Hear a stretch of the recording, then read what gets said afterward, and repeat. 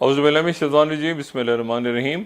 एक तवील अरसे के बाद आपसे गुफ्तगू हो रही है और उसके लिए मैं माज़रत चाहता हूँ, लेकिन मैं कुछ वजूहात बयान करूँगा इस तवील वक्फ़े की, जो मैं यूट्यूब चैनल से अपने दोबारा आपसे मुखातिब हूँ, तो आप समझ पाएंगे कि क्या वजह है उसकी। पहली बात तो यह है कि आप सब जानते हैं मैं हफ्ते में 7 दिन प्रोग्राम करता हूँ। ये 7 दिन मेरा शो होता है और ये जो तातीलात होती हैं ईद की या उससे हट के, उन दिनों में भी ये प्रोग्राम लाइव जा रहा होता है। और उसमें एक तवील अरसे से आप ये बात यकीनन इस पे गौर करते होंगे कि इसमें मैं फ़ॉरेन पॉलिसी या फ़ॉरेन अफेयर्स को ही डिस्कस क्यों करता हूँ, और इसमें मैं जो लोकल न्यूज़ हैं उसको नज़रअंदाज कर देता हूँ।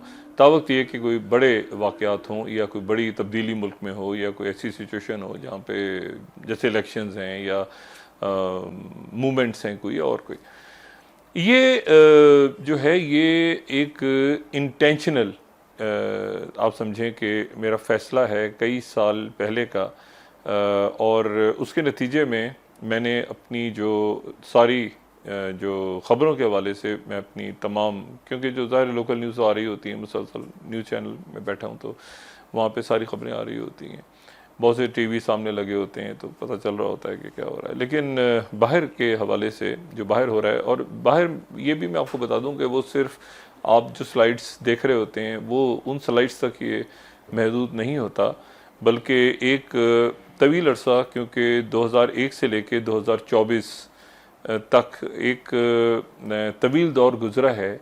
और ये जिस दौर की मैं बात कर रहा हूँ ये प्री यूट्यूब या प्री ट्विटर या प्री व्हाट्सएप दौर है।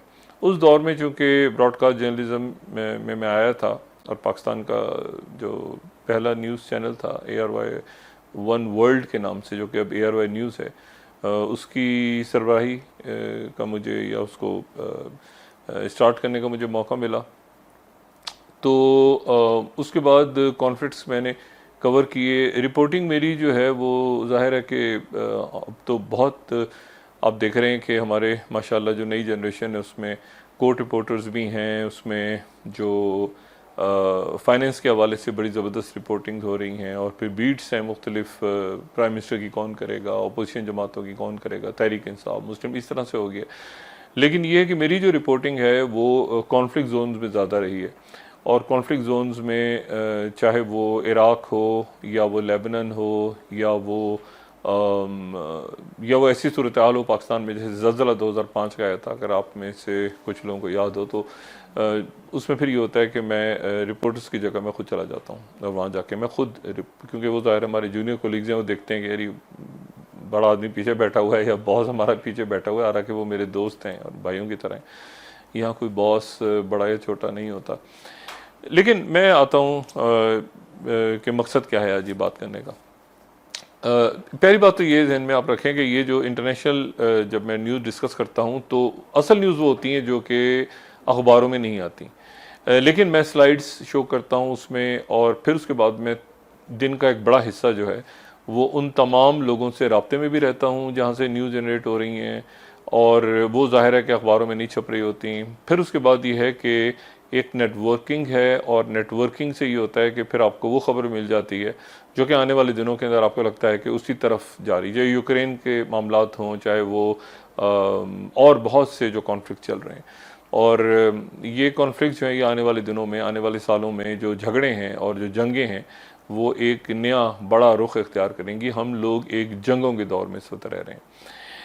तो और वो जंगें जो हैं कई मार्च पे हो रही हैं, और तो ये मेरा एक फ़ैसला कई सालों से है कि मैं अपने आप को जो बाहर की दुनिया है उससे इंगेज रखूं। तो मैं बाहर की दुनिया से अपने आप को इंगेज रखता हूं। बाहर की दुनिया से मुराद, चूँकि पाकिस्तान में बैठा हूं तो बाहर कहूँगा, अगर मैं लंदन में बैठा हूं तो भी मैं बाहर, लंदन से बाहर कहूँगा, अगर मैं कहीं ब्रसल्स में बैठा हूँ तो ब्रसल्स से बाहर कहूँगा। तो मैं हर तरफ से, और आप मुझे जब भी देखते हैं अक्सर कि मैं जो मेरी होस्ट हैं जो स्टूडियोज़ में होती हैं वो कहती हैं वीडियो लिंक पे हमारे साथ डॉक्टर शाहिद हैं, तो मैं किसी न किसी ऐसी जगह पे होता हूँ जहाँ से मैं किसी कॉन्फ्रेंस में, किसी इवेंट में, किसी जगह पे मौजूद होता हूँ, और वहाँ से मैं फिर वक्त निकाल के वो प्रोग्राम के अंदर शरीक होता हूँ।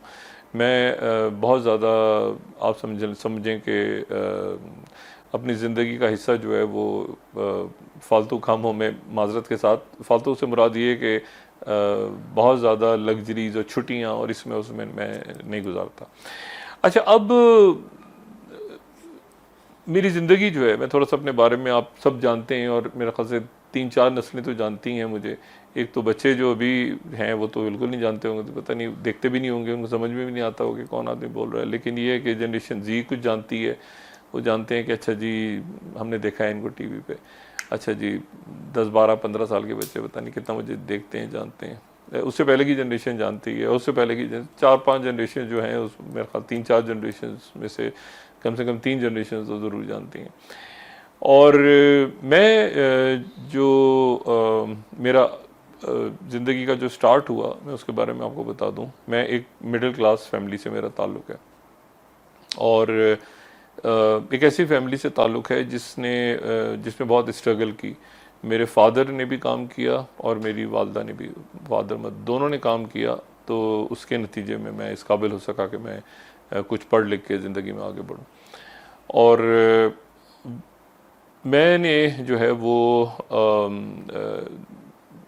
आजकल की तरह नहीं, उस ज़माने में जब मेडिकल मैंने किया था तो ज़ाहिर है कि ओपन मेरिट पे और बहुत सख्त आपका मुकाबला होता था कि किस तरह से आपको मेडिकल कॉलेज में दाखिल होना है। प्राइवेट मेडिकल कॉलेज का कॉन्सेप्ट नहीं था। कराची से मैंने जब मैंने मेडिकल किया तो उस वक्त आगा खान मेडिकल कॉलेज बन रहा था, मतलब बन चुका था, लेकिन उसके बाद मतलब पॉसिबल नहीं था कि इस तरह से इतनी मशहूर ग्रोथ हो जाएगी मेडिकल कॉलेज की, तो बड़ा सख्त मुकाबले होते थे। बहरहाल मैंने वहाँ से मेडिकल किया, MBBS करके मैं फिर इंग्लैंड चला गया। इंग्लैंड में कुछ अरसे काम किया, फिर वहाँ से फेलोशिप, फिर MS सर्जरी इंपीरियल कॉलेज, आगे पीछे करके वापस आया, फिर वापस आके पढ़ाया सिंध मेडिकल कॉलेज में भी, और डॉ मेडिकल कॉलेज जिना पोस्ट ग्रेजुएट मेडिकल सेंटर में सर्जिकल यूनिट में काम किया काफ़ी अरसे। फिर मैंने जो है वो गवर्नमेंट सर्विस में चला गया था, मुकाबले का इम्तहान पास करके। ज़ाहिर ज़रूरी होता है सरकारी हॉस्पिटल्स में काम करने के लिए, अगर आपको परमानेंट जॉब चाहिए।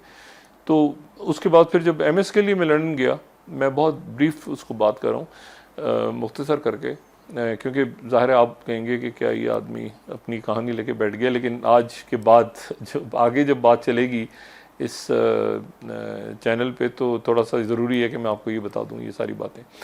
तो ये हुआ कि वहाँ पर जब मैं MS कर रहा था, तो वहाँ MS के दौरान मैं हैमरस्मिथ हॉस्पिटल में जो है वो रिसर्च वर्क में ज़्यादा इन्वॉल्व था। तो ये 9/11 हो गया।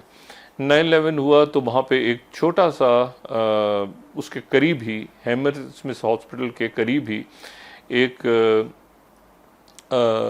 स्टूडियो में मुख्तलिफ चैनल्स चलते थे। यानी चैनल इस तरह से कि 2 घंटे उर्दू चैनल है, 2 घंटे बंगाली चलेगा, 2 घंटे जो है वो तामिल में चलेगा, 2 घंटे फिर उसके बाद किसी और ज़बान में चलेगा। तो मुख्तलिफ कम्युनिटीज़ ने एक चैनल के अंदर टाइमिंग्स ली हुई थी, तो उसमें 1-2 घंटे जो हैं वो उर्दू की नशरियात होती थी। तो जब जिस वक्त 9/11 हुआ तो साथ ही वो उस वक्त वो उर्दू ट्रांसमिशन का टाइम था, और प्लान ये हो रहा था कि उसके बाद जो है कुछ अरसे के बाद ये जो है ये चैनल लॉन्च होगा, एक प्रॉपर एक प्लान बन रहा था। लेकिन ये 9/11 हो गया, दिसंबर में ग़ालिबन प्लान था कि इसको फॉर्मली लॉन्च किया जाएगा। तो बहरहाल मेरे दोस्त आमिर गौरी जो अभी भी मौजूद हैं और न्यूज़ में माशाल्लाह वो एडिटर हैं, उसको हेड कर रहे हैं, एक ख़ास एक एडमिनिस्ट्रेटिव और एडिटोरियल पोजीशन में।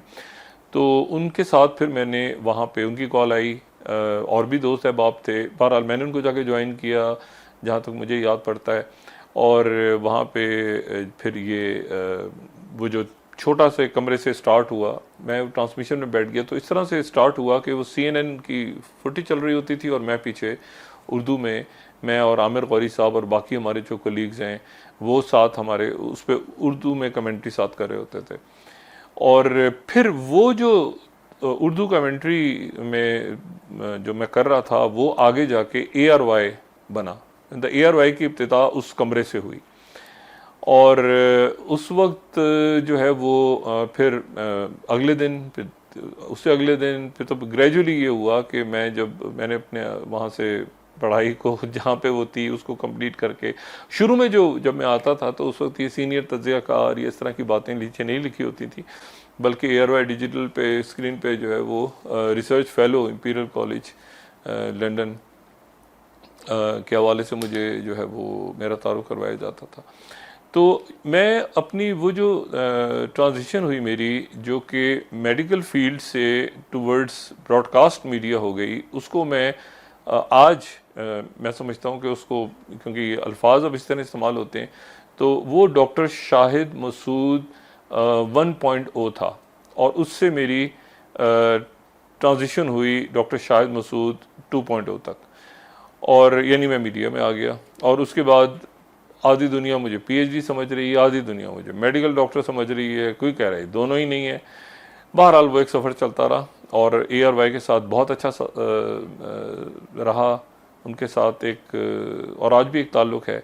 और इसी दौरान जो है वो मुझे मौका मिला अफ़गानिस्तान कवर करने का, जब यहाँ पे फ़ौजें दाखिल हुई, NATO फोर्सेस, फिर मुझे इराक़ जाने का मौका मिल गया और 2003 में, और फिर उसके बाद 2004 में एंड ऑफ टाइम मैंने बनाई। और उस वक्त एंड ऑफ टाइम बनाना मुश्किल था। मुश्किल इसलिए था कि ना इंटरनेट के ऊपर कोई चीज़ें थी, ना उस वक्त कोई यूट्यूब या मतलब ना कोई मटेरियल था, और कुछ भी नहीं था। लेकिन एंड ऑफ टाइम बहरहाल उसकी DVDs भी आई काफ़ी, आप लोगों ने देखी होंगी। बाद में उसको 2-3 दफ़ा मैंने दोबारा अपडेट किया, और वो किताबी शक्ल में भी आ गई। तो ये 2004 में थी, और वो बड़ा मुश्किल दौर था। आजकल बात करना बहुत आसान है, क्योंकि दुनिया जो है वो एक यूनिपोलर नहीं रही, मल्टीपोलर आ गई है। लेकिन उस वक्त ये मुश्किल काम था कि मैं ब्रॉडकास्ट मीडिया पे बैठ के जो है वो बात करूं, जो कि दुनिया की एक बड़ी ताकत को नागवार गुजरे। तो वही एक सिलसिला था जो मैं फिर लेके चलता रहा, और ये सिलसिला कहीं जाके 2007-8 में फिर जब मैंने जियो ज्वाइन किया, तो उस दौरान फिर ये हुआ कि मैंने ज़ाहिर है पढ़ाई तो साथ साथ चल रही थी, जब हम न्यूज़ में होते हैं तो पढ़ते ही रहते हैं। लेकिन ये है कि फिर प्रॉपर मैंने जाके, जब मैं टीवी पे बैन होता था तो मैं जाके बॉस्टन में फ्लेचर स्कूल से अपना एक सेमेस्टर कंप्लीट करता था। मैं जब यहाँ बैन होता, कई दफ़ा तो खुद अपने आप को बैन करवा लेता था, क्योंकि मेरा एक सेमेस्टर आ रहा होता था।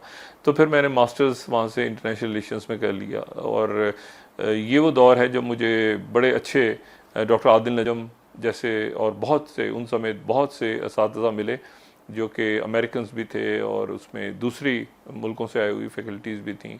और यही वो दौर था जब हमारे दोस्त हसन अब्बास साहब PhD कर रहे थे पड़ोस में, बिल्कुल बॉस्टन में, हार्वर्ड से।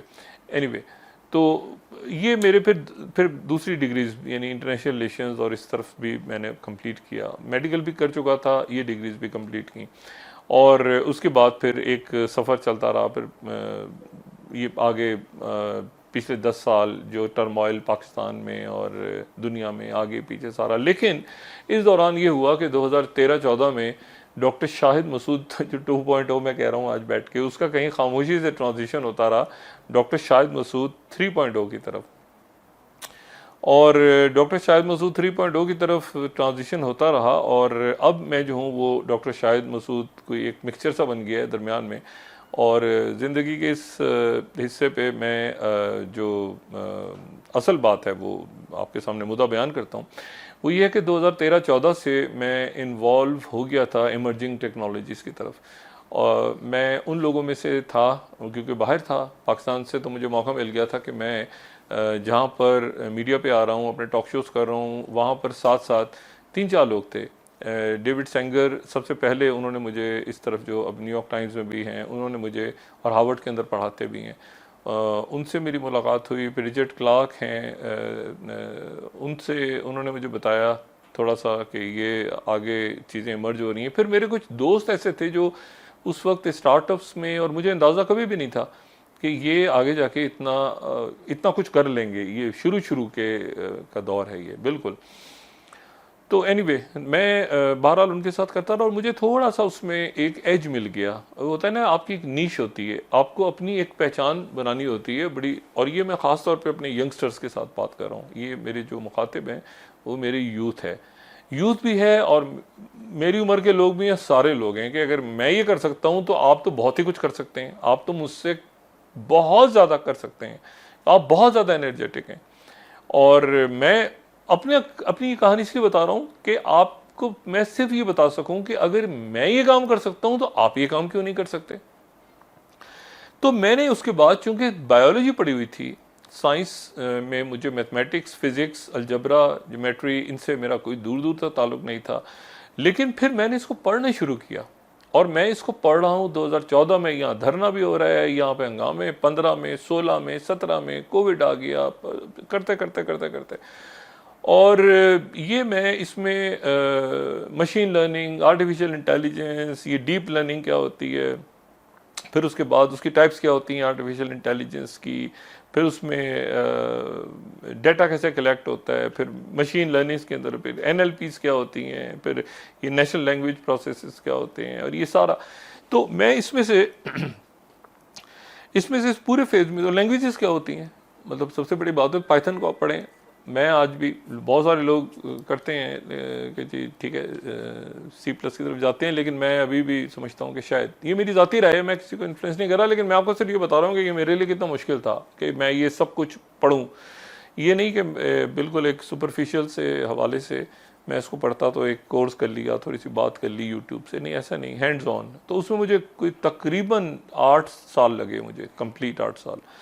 और इस दौरान जो है वो बहुत कुछ हुआ, मतलब बहुत कुछ हुआ। और उसमें जो है वो साथ ही जब कोविड आ गया, तो कोविड आने के बाद तो ये बहुत सारे जो तजर्बे हो रहे थे पहले, वो उसके बाद आ गए, क्योंकि ये जैसे ही ये मॉडर्ना ने और बाकी लोगों ने ये वैक्सीन्स ये लाए सामने, तो पता चला कि जनाब सिंथेटिक बायोलॉजी भी एग्जिस्ट कर रही है। ये सिंथेटिक बायोलॉजी अब क्वांटम अगर आ जाता है सामने, जो कि आ रहा है, और मैं ये बात कर रहा हूँ कि मैं सिर्फ आपको ये बताना चाह रहा हूँ, किसी डिटेल में जाए बगैर, कि मैं इन चीज़ों में इन्वॉल्व हूँ हैंड्स ऑन। हैंड्स ऑन का मतलब ये है कि कोर्सेज के बाद फिर आप प्रैक्टिकली हैंड्स ऑन लैब्स के अंदर, उन जगहों पे जो मैं ट्रैवल करता हूँ, कुछ वक्फे के बाद आपको खिड़की में बैठा नज़र आता हूँ वीडियो लिंक पे, तो मैं असल में वहाँ पे हैंड्स ऑन कर रहा होता हूँ, ब्रेक लेता हूँ, ब्रेक अब उसमें से टाइम निकालता हूँ और टाइम निकाल के फिर अपना शो कंप्लीट करता हूँ। और अभी सिंथेटिक बायोलॉजी की तरफ जा रहा है, जेनेटिक इंजीनियरिंग हो रही है ऑलरेडी, अब एडिटिंग हो रही है उसमें IoTs क्या हैं आने वाले दिनों में। IBM के साथ मेरे कोलीग्स हैं, कोलीग से मुराद ये है कि वो काफ़ी अरसे से मुझसे राब्ते में, और वो अब क्वांटम की तरफ जा रहे हैं। ऑगमेंटेड रियलिटी जो है, AR और VR, और ये डिटेल्स में मैं यहाँ नहीं जाना चाह रहा। ब्लॉकचेन कभी इस पे बात करूँगा, तो मुझसे ज़्यादा अच्छी वीडियोस भी पड़ी हुई हैं, लोग भी हैं, कोर्सेज भी, मैं उस डिटेल में नहीं जाना चाह रहा। लेकिन ये कि इथेरियम क्या है, Web3 कैसे होगी, ये क्या होगा, ये सारा कुछ। और अब ये जो वक्त है, इस पर आइंदा मैं जब आपसे बात करूँगा, यकीनन इसमें लीडरशिप भी ज़रूरी है। अच्छा, फिर इसमें वेलबींग के ऊपर भी बात हो रही है, इसमें एजिंग, इसमें ये जो क्वांटम आने के बाद और क्वांटम से पहले अभी इस वक्त ये कि क्योंकि जेनेटिक इंजीनियरिंग और एडिटिंग शुरू हो गई है जीन्स की, जीनोम्स की, और ये हुई है जब ये वैक्सीन आई है। तो वैक्सीन क्या थी कि जी मैसेंजर RNA, यही था ना, मॉडर्ना वाले ये कर रहे हैं, ये कर रहे हैं, तो इसका मतलब है वो आपके सेल्स के अंदर चले गए हैं, सेल्स के अंदर चले गए हैं। तो ये हार्डवेयर सॉफ्टवेयर का मसला बन गया है कि क्या हम हार्डवेयर को इस तरह समझ लेंगे, मेरा जिस्म हार्डवेयर है और सॉफ्टवेयर वो है जो आसपास से मुझे बीमारियां लग रही हैं। तो मैं अगर हार्डवेयर तक पहुंच गया हूँ, हार्डवेयर का मतलब ये है कि मेरे जिस्म का सेल, मैं सेल को जाके ठीक करने के काबिल हो गया हूँ, तो क्या ये पॉसिबल है मैं कैंसर को ट्रीट कर सकूँ, कैंसर को बहुत अर्ली स्टेजेस पे डिटेक्ट कर सकूँ, तो बहुत आगे जाओ। और क्या उसमें एडिटिंग कर सकता हूँ, ये बहरहाल एक लंबा टॉपिक है, इस पे कभी बात होगी। सिंथेटिक बायोलॉजी के ऊपर दुनिया बहुत आगे चली गई है। फिर क्लाउड को मैंने पढ़ा, क्लाउड कंप्यूटिंग को पढ़ा, इसमें ऑगमेंटेशन है, इसमें स्केलिंग कैसे हो रही है, ये सब आपको मिल जाएगा। मैं जो बात सिर्फ करना ये चाह रहा हूँ यहाँ पे, कि मैं अगर अपनी ज़िंदगी की इस स्टेज पे, जो उसको डॉक्टर शाह मसूद 3.0 में कह रहा हूँ, कि मैं इस काबिल हूँ कि मैं अब आने वाला जो अल्लाह ताला खैर करे, सबको, आपको भी खैरियत से रखे, सबको, दुनिया में जो जंगें हो रही हैं सब कुछ, तो मैं इस काबिल हूँ कि पेपर्स मेरे एक्सेप्ट हो गए हैं, मैं कोर्स डिज़ाइन कर रहा हूँ मुख्तलिफ़ जगहों पे, और यकीनन पाकिस्तान मुल्क है हमारा, और इसमें बाउंड्रीज चूँकि ख़त्म हो गई हैं। बाउंड्री से मुराद ये है कि मैंने मैथमेटिक्स, सबसे ज़्यादा अगर मैथमेटिक्स को कहीं समझा है तो वो मेरे लिए बड़ा मुश्किल था मैथमेटिक्स, तो मुझे किसी ने मैथमेटिक्स समझाया, और फिर एडवांस मैथमेटिक्स, और आगे काफ़ी ज़्यादा तो और उनको भी दुश्वारी पेश आई, मुझे भी दुश्वारी पेश आई समझने में। तो उनका ताल्लुक इंडिया से था, तो उन्होंने मुझे मैथमेटिक्स समझाया। वो मैथमेटिक्स वो अभी भी मेरे मेंटोर हैं, किसी मरहले पे मैं साथ देकर रहूँगा, मैथमेटिक्स उन्होंने मुझे पढ़ाया। और मुझे मेडिकल डॉक्टर होने का क्या फ़ायदा हुआ, ये भी मैं आपको बताता हूँ।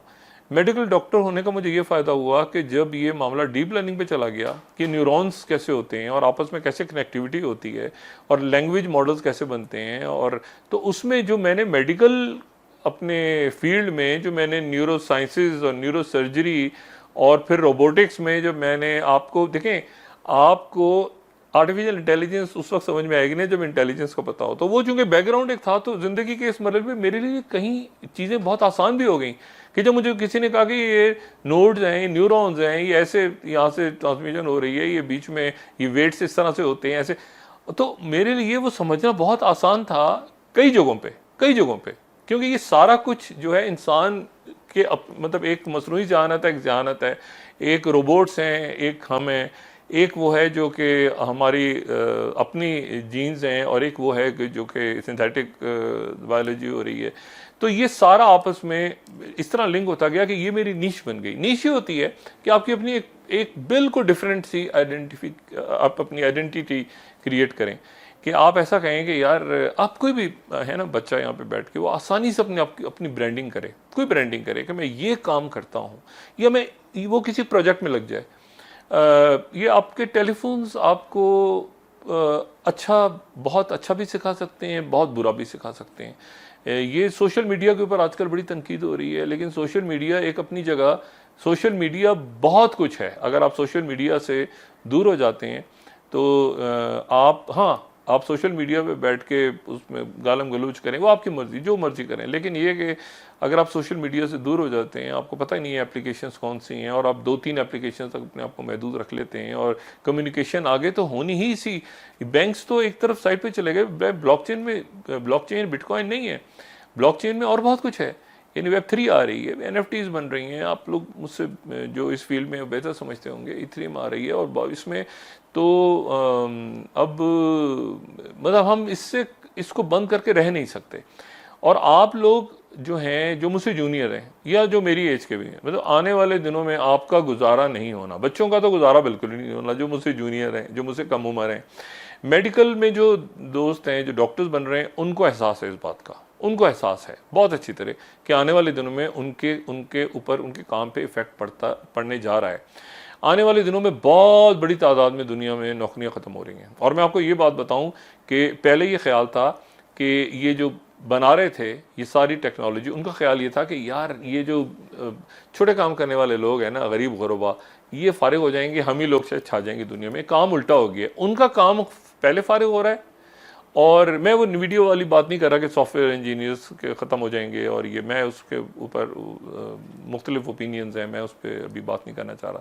मेरे बड़े दोस्त अहबाब हैं वैसे वहाँ पे, और बड़ी तेज़ी के साथ स्विचिंग भी हो रही है बिग टेक्स में, और स्टार्टअप सब कैसे बनेंगे, ये वो इसके ऊपर आने वाले दिनों में बात करूँगा पाकिस्तान के हवाले से। और बाकी जो मेरे कुछ दोस्त हैं उनके साथ आपकी भी बातचीत कराऊँगा जो पाकिस्तान से बाहर हैं। लेकिन मैं आपको सिर्फ एक बात बताऊँ, कि गुजारा क्यों नहीं है। गुजारा इसलिए नहीं है कि हमने अपनी आंखों के सामने बेशुमार, मैं जिस जनरेशन से हूँ, मैंने अपनी आंखों के सामने 4 टांगों वाला टीवी देखा, मैंने अपने सामने एक टीवी PTV आते देखा, फिर मैंने ये देखा कि जनाब और बहुत सारी चीज़ें, मतलब है कि फिर हमारे सामने आंखों के सामने ईमेल्स आई। पहले ईद कार्ड होते थे, पहले वो जो है वो ख़त आया करते थे, अब वो ईद कार्ड भी व्हाट्सएप के ऊपर होते हैं। अब किसी का इंतकाल हो जाए तो भी व्हाट्सएप के ऊपर जो है वो माजरत कर ली जाती है, ये अफसोस का इजहार होता है। लेकिन हमने वो दौर देखा हुआ है कि जहाँ पे ये सारी टेक्नोलॉजी नहीं थी, इंसान इंसान से मिलता था। लेकिन आहिस्ता आहिस्ता आपने देखा कि व्हाट्सएप आ गई। एक ज़माना वो था कि घर में टेलीफोन लगवाने के लिए महीनों महीनों एप्लीकेशन दे के लोग इंतज़ार करते थे कि घर में टेलीफोन वाला आएगा तो टेलीफोन लगा के जाएगा।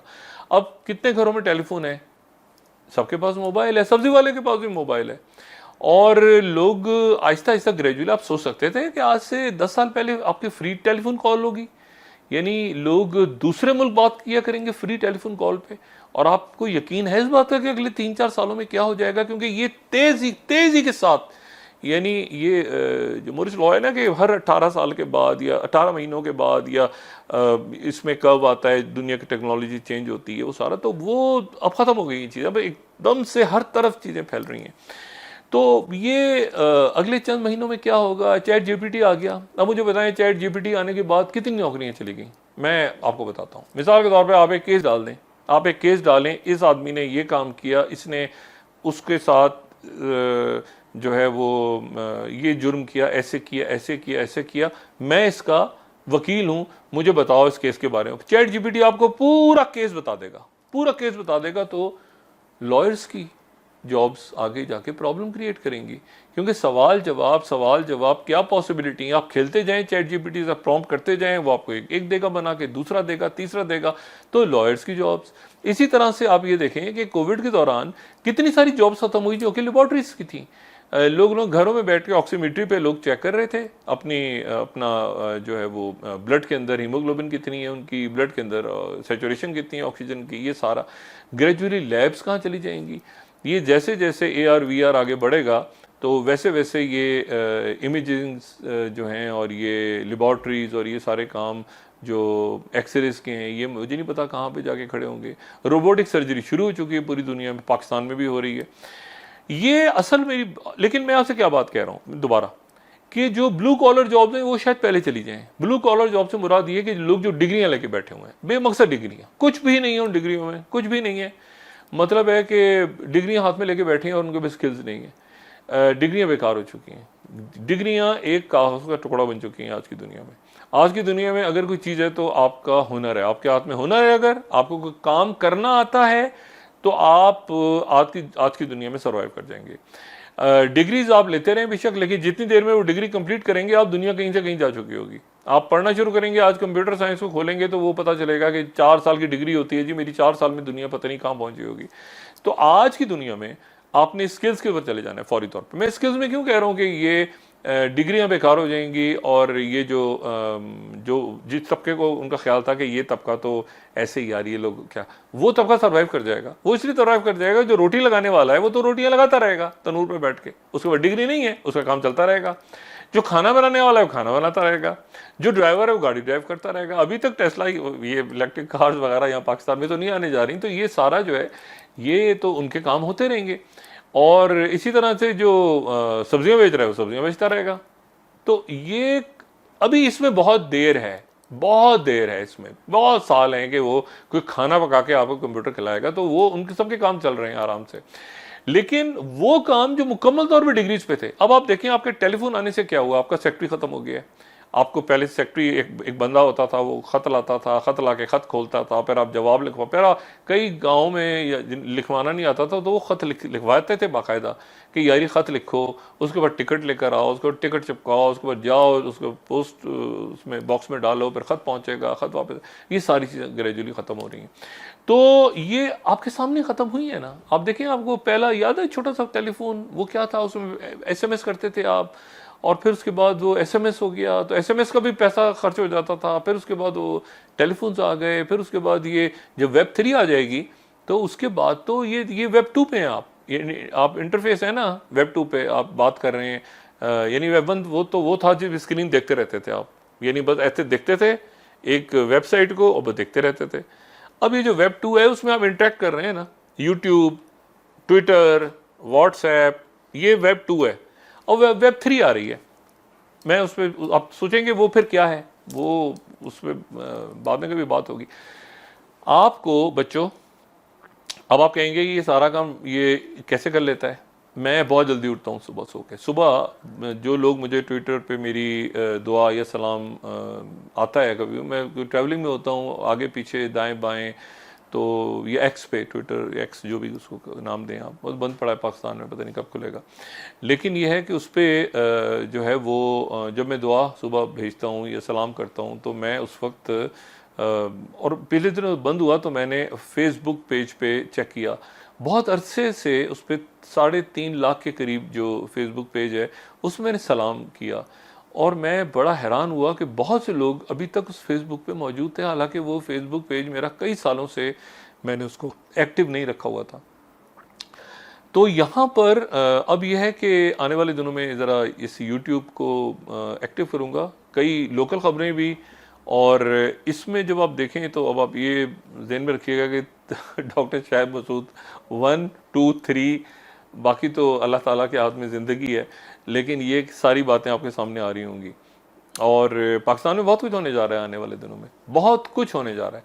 लेकिन मैं ये नहीं कर पाऊंगा, मैं ऐसा करना नहीं चाहूँगा कि मैं 7 से 8 का, 8 से 9 का, 9 से 10 का एक बन जाऊँ। कहना जैसे मतलब है कि इसका कोई मकसद होना चाहिए कि लोग आज से कई सालों के बाद अगर बात सुने तो उनको पता चले कि यार इस वक्त में ये बात हो रही थी।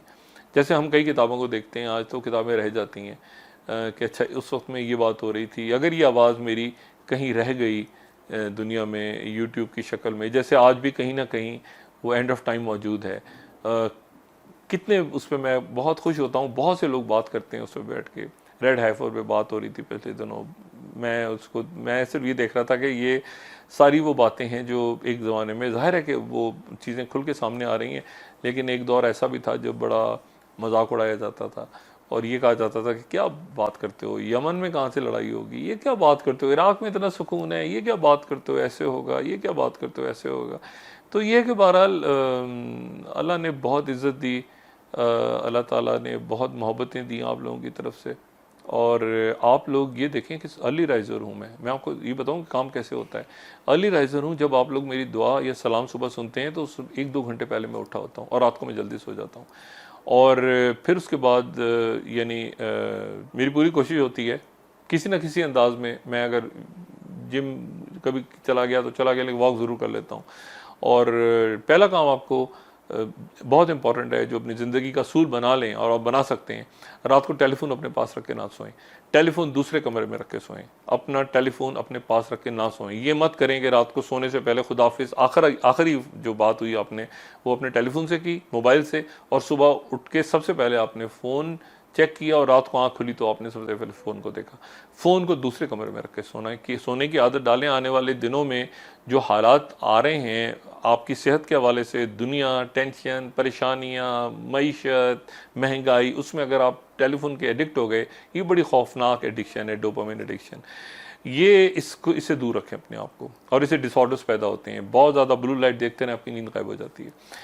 तो आपने अपनी सेहत को भी ध्यान रखना है, अपने दिन के हिस्सों को किस तरह से डिवाइड करना है आपने, कि ये हिस्सा मेरा जो है मैं खामोशी से बैठूंगा, इस हिस्से में मैं पढ़ूंगा, इस हिस्से में मैंने जिम जाना है या एक्सरसाइज करनी है किसी भी अंदाज में, इस हिस्से में मैंने आराम करना है, इस हिस्से में मैंने, ये मैं अपनी बात कर रहा हूँ, इस हिस्से में मैंने मुकम्मल 2-3 घंटे जो दुनिया में हो रहा है, चाहे मैं जूम पे हूँ, चाहे मैं इन पर्सन हूँ, चाहे मैं किसी अंदाज में कॉन्फ्रेंसेज अटेंड करूँ, चाहे मैं कुछ भी करूँ, मैं वो पूरा अपने टेक के ऊपर रखा होता है मैंने 3-4 घंटे कम से कम। और उसके दौरान फिर मैं किसी कॉन्फ्रेंस में कहीं जाने की तैयारी कर रहा होता हूँ कि वहाँ पे एक ब्रेक लूँ, हैंड्स ऑन जाके वहाँ पे सीखूँ बहुत सारे काम। ये ज़हन में रखें कि मैं कंप्यूटर इंजीनियर नहीं हूँ, मैं एक नॉन टेक बंदा हूँ, I am a non tech person. जो एक्सपर्ट्स हैं अपनी फील्ड्स के, जिन्होंने पीएचडी किया हुआ है कंप्यूटर साइंसेज में, या जिन्होंने अपनी ज़िंदगियां वक्फ की हुई हैं इस काम के लिए, वो इसके माहिरीन हैं, वो एक्सपर्ट्स हैं। मैं एक्सपर्ट नहीं हूँ, लेकिन मेरी नीश ये ज़रूर है कि मैं मीडिया और टेक को साथ लेके चल रहा हूँ।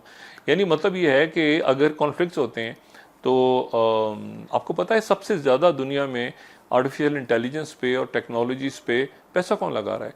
डिपार्टमेंट ऑफ डिफेंस, पूरी दुनिया के इस्टेब्लिशमेंट्स, क्योंकि वो चाहती हैं कि जो भी टेक्नोलॉजी आए सबसे पहले, चाहे वो सर्वेलेंस के लिए हो, सर्वेलेंस से मुराद है कि जासूसी के लिए हो, टेलीफोन या कैमरों की शक्ल में या ड्रोन्स की शक्ल में, उनके पास होनी चाहिए। अब आप याद करें ना, एक ज़माने में ड्रोन क्या होता था, ड्रोन हमले कर रहे हैं ड्रोनों से। अब आप देखें गली मोहल्ले में ड्रोन आपको मिल जाते हैं कैमरों की शक्ल में।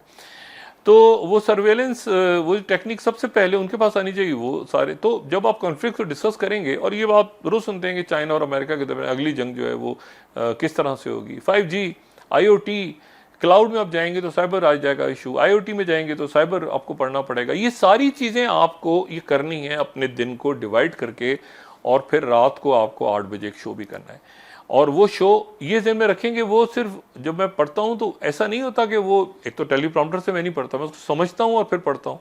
मेरी टीम बड़ी ज़बरदस्त है जो मुझे उसमें हेल्प आउट करती है, मैं उनको, और फिर ये है कि मैं बहुत सारा पढ़ता हूँगा तो फिर उसमें से कोई 8, 10, 15, 20 जो पेपर्स आपको मेज़ पे रखे नज़र आते हैं, वो इसलिए कि मैं कुछ भूल ना जाऊँ, और मैं उसको अक्सर आपने देखा होगा, कहता हूँ कि स्लाइड नंबर 22, तो वो फ़ौरन मेरी टीम आगे से वो स्लाइड लगाती है। वो बड़े इस मामले में, और ये रियल लाइव प्रोग्राम होता है। अगर मैं इसको एडिट करके डालूँ तो आपको ये छोटी मोटी चीज़ें आपको नज़र महसूस भी ना हो, लेकिन रियल टाइम लाइव होता है प्रोग्राम, और 7 दिन होता है हफ्ते में, और इसमें टीम मेरी जो है वो ज़ाहिर है उनका बहुत बड़ा इसमें रोल है। लेकिन असल बात फिर वही कि बहुत ज़्यादा पढ़ता हूँ तो फिर उसमें से ये खबरें निकलती हैं ना, जो हर रोज़ की खबरें पे एनालिसिस भी होता है, और फिर उसमें एनालिसिस के साथ साथ यहाँ पर चूँकि पाकिस्तान में भी और दुनिया भर में भी मतलब पाकिस्तान में तो ख़ास तौर पे वो इतनी ज़्यादा इस वक्त कि ये इस खबर का सोर्स बताएं, मतलब मुझे तो कभी कभी डर लगता है कि अगर मैं कह दूं कि हुमायूं बाबर का बेटा था, तो मुझसे ये ना पूछ लिया जाए कि आप ज़रा सर्टिफिकेट, बर्थ सर्टिफिकेट लेकर आएँ हुमायूं का और साबित करें खड़े होके अदालत में कि वाकई हुमायूं जो है वो बाबर का बेटा था। तो इस तरह की सिचुएशन है, पाकिस्तान में ज़्यादा से सस्टेन नहीं कर सकती, क्योंकि मैंने पहले भी कहा कि ये दौर कुछ और है। बॉर्डर्स भी आपस में, आप देखें पाकिस्तान में बैठ के आप ऑक्सफोर्ड की डिग्रीज यहाँ से ले सकते हैं, MIT की डिग्रीज ले सकते हैं, उनके कोर्सेज कर सकते हैं, बहुत कुछ कर सकते हैं, और यहाँ से जब उनके साथ इंटरेक्ट करेंगे ना, फिजिकली नहीं भी जाएंगे, अगर उनके साथ आप फ़ोन पर भी या उनके साथ आप ऑनलाइन भी कोशिश करेंगे तो बाहर जाएंगे इंशाल्लाह। जब एक खास जगह पे आप पढ़ लेंगे, आपको स्किल्स आ जाएंगे आपके पास, तो बाहर भी जाएंगे, बहुत मौका मिलेगा। लेकिन जब आप उनसे बात भी करेंगे ना, तो आपको अंदाज़ा होगा कि उनके बात करने में और मतलब यहाँ लोकल आम लोगों के बात करने में कितना फ़र्क है। आपको स्किल्स बात करने से भी आएंगे, आपको बोलने चालने का तरीका, वो किस तरह बोल रहे हैं, वो किस तरह रिलैक्स हैं, वो कितना काम कर रहे हैं। तो गुजारिश सिर्फ ये है कि मैं फिर वही बात कि मैं अगर पिछले 10 सालों से ये सारे काम एक साथ कर रहा हूँ, तो आप मुझसे बहुत ज़्यादा एनर्जेटिक हैं, आप मुझसे बहुत ज़्यादा ज़हीन हैं, आप मुझसे बहुत ज़्यादा काम कर सकते हैं। तो बराह करम आप अपना वक्त जो है वो बेकार कामों पे ज़ाया ना करें। ज़िंदगी सिर्फ एक दफ़ा मिलती है, ज़िंदगी बार बार नहीं मिलती, और इस ज़िंदगी को आप किसी के ऊपर डाल नहीं सकते। मतलब आप ये नहीं कह सकते मैं क्या करता जी, मेरे तो हालात बड़े ख़राब थे। ये कोई वजह नहीं है आपकी ज़िंदगी का। आप आखिर में ये कहते कहते दुनिया से चले जाएं कि मैं क्या करता, मेरे पास तो रास्ता ही नहीं था, मेरे पास तो कोई चारा ही नहीं था, ये कहते कहते आप दुनिया से चले जाएं। ये तो फिर एक आम सी बेकार सी ज़िंदगी हो गई ना। असल तो बात वो है कि इन्हीं हालात में आपने निकल के कुछ किया, क्योंकि ज़िंदगी दोबारा तो नहीं मिलेगी। लेकिन ऐसा थोड़ी है कि अगली ज़िंदगी में दोबारा आपने आना है और आके कहना है कि वो देखो यार पहले मौका नहीं मिला था, अब करता हूँ। तो ऐसा तो नहीं होना। ये थोड़ा सा वक्त है, थोड़ा सा वक्त टाइम है आपके पास, जितना कुछ अपने लिए कर सकते हैं, जितना कुछ दूसरों के लिए कर सकते हैं, जितना कुछ अपने घर वालों के लिए कर सकते हैं, उतना इस दुनिया में करके जाएं, ताकि आप कहीं ना कहीं, ये ज़रूरी नहीं कि आपका नाम जो है तो आपके नाम की सड़कें और आपके नाम के एयरपोर्ट्स बन जाएं दुनिया में, ऐसा नहीं है। लेकिन यह है कि लोगों के लिए कुछ कर जाएं, कोई दुआएं ले जाएं, कोई मज़हब के ऊपर कोई बात कर जाएं, हर जगह पे टेक्नोलॉजी आ गई, हर जगह। जी आप हेल्थ में है, हेल्थ में टेक्नोलॉजी, आप एजुकेशन में वहाँ टेक्नोलॉजी। लॉयर्स ये नहीं है कि लॉयर्स ख़त्म हो जाएंगे दुनिया में, यानी वो वकला जो हैं, लेकिन उनको एक नए अंदाज में अपने आपको ढालना पड़ेगा कि टेक्नोलॉजी उनके पास होनी चाहिए कि कैसे आगे बात करनी है। अब आप देखें अदालतों की कार्रवाइयाँ भी ये लाइव आ रही हैं ना TV चैनल्स पे। तो ये है कि ये सारा आने वाले दिनों में, ये मैंने सिर्फ अपने जूनियर्स को, अपने जो मेरे हम उम्र हैं उनको, और अपने बच्चों को, जो बच्चे भी तो बहुत सारे हैं ना, 2 जनरेशन 3 जनरेशन आ गई हैं, तो उनको ये बताना है सिर्फ कि स्किल्स आपके हाथ में होने चाहिए। स्किल्स, कोई भी स्किल, डिग्रियाँ लेके 4-4 5-5 साल की, आप करोड़ों रुपया या लाखों रुपया अपना और वक्त और अपने घर वालों को बर्बाद ना करें। और ये बस मैंने आपको बात बतानी थी कि डॉक्टर शाहिद 3.0 जो है, अब चूँकि मैंने जो अपने यानी कंपनीज कह लें या जो उसकी जो भी कहें, वो जो टीम है मेरी, वो दुनिया के काफ़ी मुल्कों में वो इन प्लेस है। वर्चुअल काम कर रहे हैं हम लोग, MIT से लेके, स्टैनफोर्ड से लेके, ऑक्सफोर्ड से लेके, बीजिंग से लेके, UAE और कतर और सऊदी, कई जगहों पे एक नेटवर्किंग है, और वो आहिस्ता आहिस्ता सामने आएगी। क्योंकि असल आपकी नीश होनी चाहिए कि आपकी नेटवर्किंग बड़ी ज़बरदस्त हो, नेटवर्किंग ऑनलाइन भी, इन पर्सन भी, ऑनलाइन भी, इन पर्सन भी, सोशल मीडिया के थ्रू, और उसमें आप अपनी नेटवर्किंग और प्रूव करें अपने आप को कि आप बहुत अच्छे कम्युनिकेट कर सकते हैं, ताकि वो आपको बुलाएं, आपको दावतनामा भेजें, आपको बाहर जाने का मौका मिले। तो ये कि हर जगह पे हर काम करें, लेकिन अपना वक्त ये कह के ज़ाया मत करें कि जी मैं तो बड़ा बोर हो रहा हूँ। बोर हो रहे हैं, ये जो लम्हात हैं ये वक्त वापस नहीं आएगा। बोर नहीं हो, बोर का मतलब ये है कि आप वक्त ज़ाया करें अपना। इस बोरियत में आप उठ के वॉक करना शुरू कर दें, चहलकदमी करें, अपने आप को फ्रेश करें, अपने कोई एक्सरसाइज करें। लेकिन ये कि मैं बोर हो रहा हूँ बैठा, मुझे समझ नहीं आ रहा, 2 घंटे से मैं बैठा हुआ, मैं तो बोर हो रहा हूँ यहाँ बैठ के, तो ये वक्त दोबारा वापस नहीं आएगा। और ये आप ध्यान में रखें कि 60 साल की ज़िंदगी, एक बहुत दफ़ा सुनी होगी बात आपने, उसमें अगर 8 घंटे रोज़ सोते हैं तो इसका मतलब 20 साल तो सोते रहे आप, और 10-12 साल 15 साल तक तो आपको शऊर आता है, और वो आप मिला लें तो ये 35 साल हो गए। तो मुझे बताएं उसमें आप 2-3 घंटे 3 घंटे तो हर शख्स आज के दिन में वो अपनी ट्रैवलिंग में अपना ये वक्त ज़ाया कर रहा है, और उसके बाद खाना पीना नहाना ये सारा निकाले तो आपके जो काम करने का वक्त है ज़िंदगी में वो कितना है। और उस टाइम में भी आप कहें कि मैं बोर हो रहा हूँ और मैं अपना वक्त ज़ाया कर रहा हूँ। बिल्कुल, आप गाने सुने, मूवीज़ देखें, कोई गज़लें सुने, कोई किताब पढ़ें, सब कुछ करें, मगर ये बोर मत हों और तेज़ काम करें, अपना टाइम ज़ाया ना करें, क्योंकि ये दुनिया इतनी तेज़ी के साथ आगे जा रही है कि देखते ही देखते आप देखें चंद साल पहले तो कई ऐप्स आप कर रहे होते थे, डाउनलोड कर रहे होते, वो ऐप्स बेकार हो चुकी हैं, आप कहते हैं यार इसको हटाओ अपने मोबाइल से।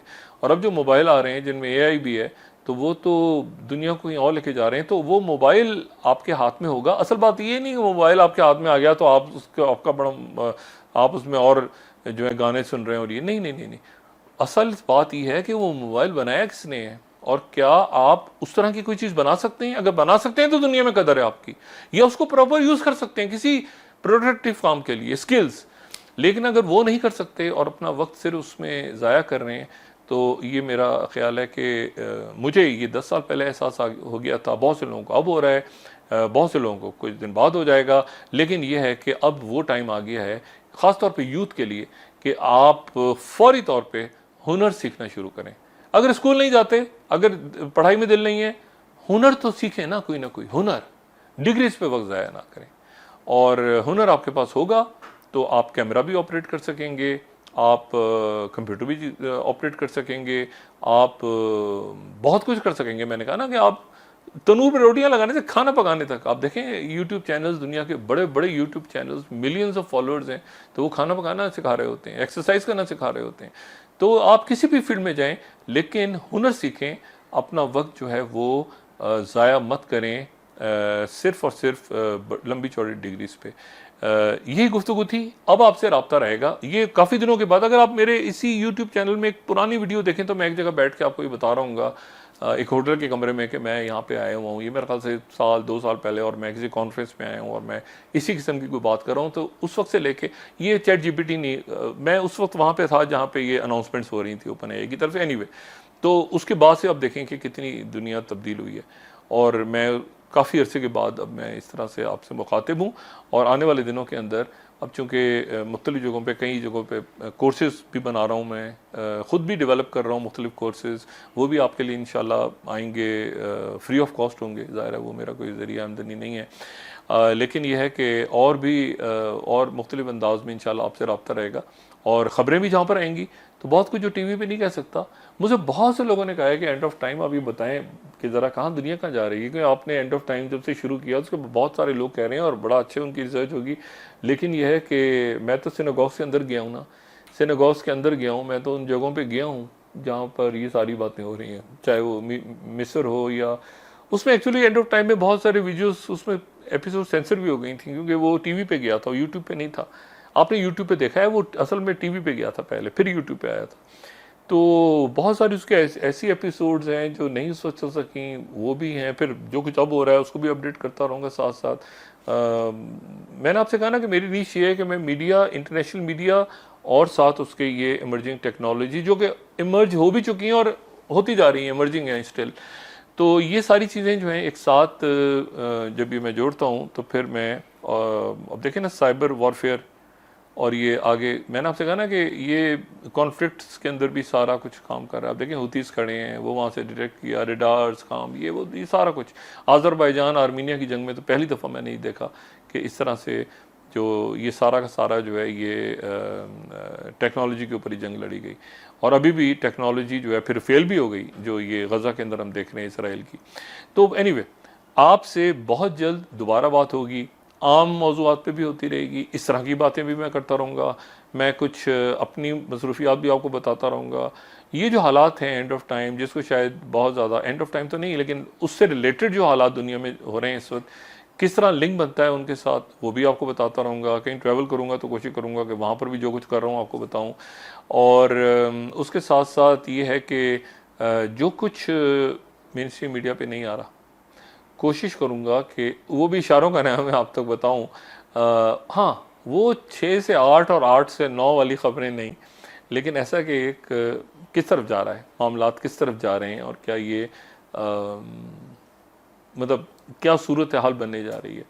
और मैं आपको एक बड़ी इंटरेस्टिंग बात बताऊं कि कई जो वेबसाइट्स आप खोलते हैं, ख़ास तौर पे वो जो कि मार्केट से रिलेटेड हैं, वो इंसान चला ही नहीं रहे, वो मशीन ही चला रही हैं। आपने डाटा बहुत सारे डाल दिया, अब वो ग्राफ बनते जा रहे हैं कि ये ऑयल की प्राइस है, ये प्राइस, बहुत सारी, मैं ब्लूमबर्ग और बहुत सारे, वो मशीन ही चला रही हैं। तो ये प्रिडिक्टिव आर्टिफिशियल इंटेलिजेंस भी एक फील्ड है कि अगर प्रिडिक्ट कर सकते हैं कि जी ज़लज़ला आएगा, ज़लज़ले के बारे में तो प्रिडिक्शंस हो जाती हैं बहुत सारी है, तो मौसम ऐसे होगा। तो क्या कॉन्फ्लिक्ट्स के बारे में, झगड़ों के बारे में मशीन्स कुछ बता सकती हैं? अगर उनको माजी का सारा डाटा डाल दिया जाए जंगों का, मशीनों से पूछा जाए कि अच्छा जी आउटकम बताएं कि गज़ा और इसराइल के दरमियान जो जंग हो रही है तो इसका क्या सिनेरियो होगा।